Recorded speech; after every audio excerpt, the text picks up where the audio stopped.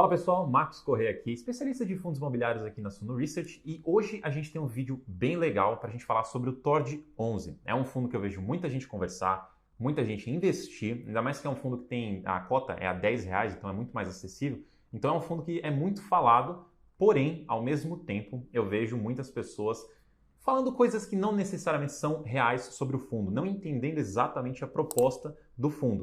Então, a minha intenção com esse vídeo hoje é te explicar o que é o TORD 11, quero mostrar aqui uns gráficos, mostrar algumas coisinhas para você entender melhor sobre esse produto e se realmente, de fato, é algo interessante ou não para sua carteira. Porque o que eu não quero que você faça é invista em alguma coisa que você não faz a menor ideia do que você está fazendo. E também, só para deixar aqui, obviamente, já na entrada, isso aqui não é uma recomendação de compra, não é uma recomendação de venda, não é uma recomendação de nada. É uma recomendação apenas para você continuar estudando em fundos imobiliários. Mas vamos lá.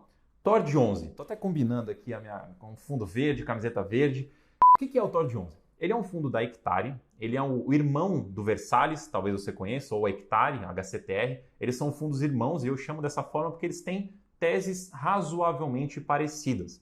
Cada um tem um nível de risco maior que o outro. E eu já posso entrar um pouquinho mais em detalhe nisso daqui a pouco. Mas o TORD, em essência, ele é um fundo de desenvolvimento. Muita gente confunde ele com o fundo de CRI, porque ele tem CRIs também, só que não é a maior parcela da carteira. Ou dependendo da fase que você olhar, da época que você olhar esse fundo, você pode ver proporções de CRIs e equity diferentes. E o que é equity? É basicamente a participação, é a sociedade ali no desenvolvimento. Então, para ficar mais fácil de você entender, é o fundo ali direto no desenvolvimento, exposto diretamente ao desenvolvimento, enquanto o CRI é um título de dívida, você já deve conhecer isso, porque a gente fala bastante de fundos de papel. Inclusive, falando de fundos de papel, dá uma olhada aqui na descrição aqui embaixo que a gente tem um e-book sobre fundos de papel para você entender melhor o que é e também o que é um CRI para você conseguir entender todo esse contexto. É um e-book bem bacana e vai te ajudar bastante a entender esse produto que é um pouquinho mais complicado, né? Um pouquinho mais complexo. O TORD 11 ele é desenvolvimento. Eu quero só pegar um gráfico para mostrar para vocês, que é esse aqui. Esses três gráficos, na verdade, são três gráficos extremamente importantes para você entender um pouco do que é o TORD hoje e o que ele tem de potencial para o futuro. O primeiro gráfico é os ativos que ele tem. Então você vê que ele tem ali 24% CRI, 26% em equity e 48% em fundo, são outros fundos imobiliários. Por que é importante você entender isso? Porque, que nem eu falei no começo, ele é mais exposição em equity. E os fundos que ele tem são fundos que eu já posso mostrar também, são fundos que estão expostos também ao equity. Então, essa parte de fundo, para alguns deles, você pode considerar como se fosse equity também. Então, você vê que é um fundo que está bem exposto em desenvolvimento, e desenvolvimento tem o risco de obra, tem o risco de não vender, tem o risco de ter custos adicionais, riscos econômicos, tem vários riscos. Então, o TORD é um fundo que corre mais risco. Não quer dizer que é um fundo que vai dar problema, não quer dizer que é um fundo que ele carrega um risco absurdo e vai explodir algum dia. Não é isso. Ele apenas está inserido em um setor que tem mais risco e algum dia pode ser que dê um problema. Não necessariamente vai, pode ser que dê algum problema. Se a gente colocar naquela escadinha de risco que eu falei, pensa assim, o TORD está no topo. Embaixo do TORD tem o Versalhes, que é outro fundo da Hectare. Embaixo do Versalhes tem o HCTR. E embaixo do HCTR tem o HCHG. Qual é a diferença deles? O TORD é o primeiro, é o que tem mais equity e complementar tem um pouco de CRI. Segundo o Versalhes, ele tem mais CRI e um pouco de equity e os CRIs que ele tem são mais subordinados. O HCTR, ele é praticamente todo CRI, apesar de que recentemente ele colocou mais fundos imobiliários dentro da carteira dele, que acaba dando uma exposição maiorzinha em equity, mas ele a princípio é mais CRI e tem menos subordinado do que o Versalhes. E o HCHG, ele é só CRI e são focados em high grade. Então a escadinha de risco é essa. Quando você olha para o TORD, você está olhando no mais arriscado da família Hectare. Então, esse primeiro gráfico é o de ativos. O segundo gráfico, ele te diz um pouquinho para onde ele está apontado. Então você vê que ele tem ali 20% de IPCA, ele tem quase 4% de GPM, 1% de CDI e quase 75% do que seria variável. Então, no caso do economicamente hoje, né, se olhar o IPCA está subindo, essa porção do IPCA pode acabar sendo influenciada positivamente no rendimento e negativamente em termos de risco, né, quando as coisas começam a subir muito, como a gente viu com o IGPM quase 40% aí recentemente, isso pode trazer mais risco para a operação. Mas conforme vai subindo, o rendimento é ajustado também. O IGPM é muito pequeno, então essa parte aqui quase nula, CDI também quase nulo, não faz muita diferença. Aí tem a parte variável, que isso aí vai depender realmente de cada projeto. O outro ponto, que acho que aqui é a parte que ou as pessoas não veem, ou as pessoas não conhecem. porque ela é extremamente importante, que é o gráfico de não performado e o performado. O que é performado? É basicamente um empreendimento que, por exemplo, foi construído, já está vendendo, já está performando. Quando é não performado, quer dizer que ele não está gerando ainda renda. Ele ainda, por exemplo, pode não ter sido construído ainda, pode não ter começado as vendas ainda, ele ainda não está performando.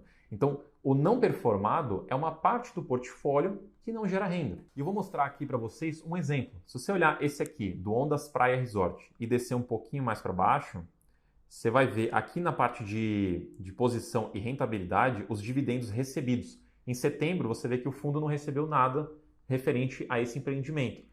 E embaixo, no total, ele já recebeu alguma coisa. Então, quando a gente fala de equity também, a gente está falando de recebimentos potencialmente não lineares, não recorrentes. Pode receber em um mês, depois só daqui a alguns meses. Não é que nem o CRI que é bonitinho todo mês ali. Então, quando você tem um fundo de desenvolvimento, potencialmente você tem uma renda que pode oscilar mais. Então, é muito importante que você olhe isso no relatório para você entender o quanto que o fundo está gerando de renda e de onde vem essa renda. Um outro ponto super importante e super atual também é que o Tord ele teve uma renda bem acima da média recentemente, quase 2%. E de onde veio isso, né?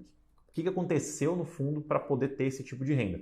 Que é aí que a gente entra na parte de fundos imobiliários. Se você olhar nessa parte aqui, você vai ver que tem fundos também que não estão rendendo, isso daí depende da questão de performar, que nem eu falei, mas tem um fundo imobiliário em especial, ele se chama Serra Verde. Esse é um fundo que foi adquirido relativamente há pouco tempo atrás e até teve live com o Baroni, recomendo que você assista a live com o Baroni também, que ele entrevistou os gestores e foi explicado tudo muito bonitinho de como foi o processo de aquisição desse fundo, porque tem alguma questão de valor patrimonial. Inclusive, talvez agora, se você olhar o fundo, você vai ver que ele está bem abaixo do valor patrimonial, mas não é porque o mercado acabou desvalorizando a cotação, mas ao contrário, o valor patrimonial teve um aumento muito grande e a cotação não acompanhou, pelo menos não por enquanto. Então ele está bem abaixo do valor patrimonial, porque este Serra Verde teve aí um recálculo bem acima do que era antes. Inclusive também a questão do rendimento. O rendimento teve um rendimento grande acumulado, distribuído por esse Serra Verde, que compôs ali o resultado do Tord 11, por isso que ele foi bem mais alto. Não só isso, mas fez parte ali do impacto.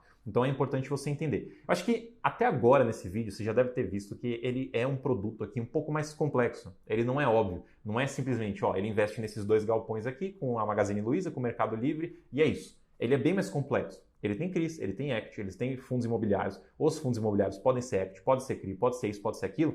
Então é importante que você abra o relatório gerencial. Eu vou até mostrar também outro gráfico para você entender uma questão de evolução do Tord 11. Isso para qualquer fundo, na verdade. Eu recomendo que você faça isso com qualquer fundo, principalmente os de papel, os fundos de fundo e, no caso, os fundos de desenvolvimento também. Que é você enxergar como esse fundo era 6 meses, 1 ano atrás e como ele é hoje. Então, agora, este gráfico aqui mostra um pouquinho como ele era há mais de um ano atrás. Esse gráfico é de abril de 2020. Então, você vê que ele era 30% CRI, 45% equity e 18% mais ou menos por cento de fundos imobiliários. E você olhando hoje, que nem eu falei, essas proporções mudaram muito. E é um fundo mais dinâmico. Então é importante que você sempre acompanhe essas mudanças nos seus fundos para você conseguir entender um pouquinho melhor do que se trata. Então só para a gente pegar também alguns detalhes mais da parte financeira, mais característica do fundo, né? Eu expliquei já a estratégia, já expliquei as coisas, algumas curiosidades sobre ele, né?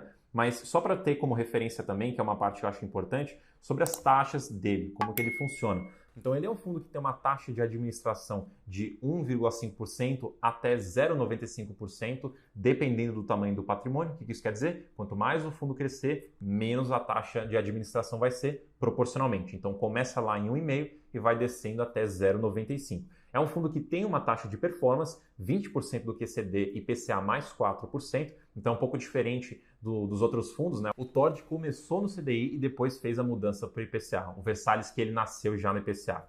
Se eu não estiver errado, mas eu acho que eu não estou. Mas é basicamente isso aqui em questão de taxa, tá? É um fundo que paga, que anuncia rendimento no 5º dia útil, paga no 10º dia útil.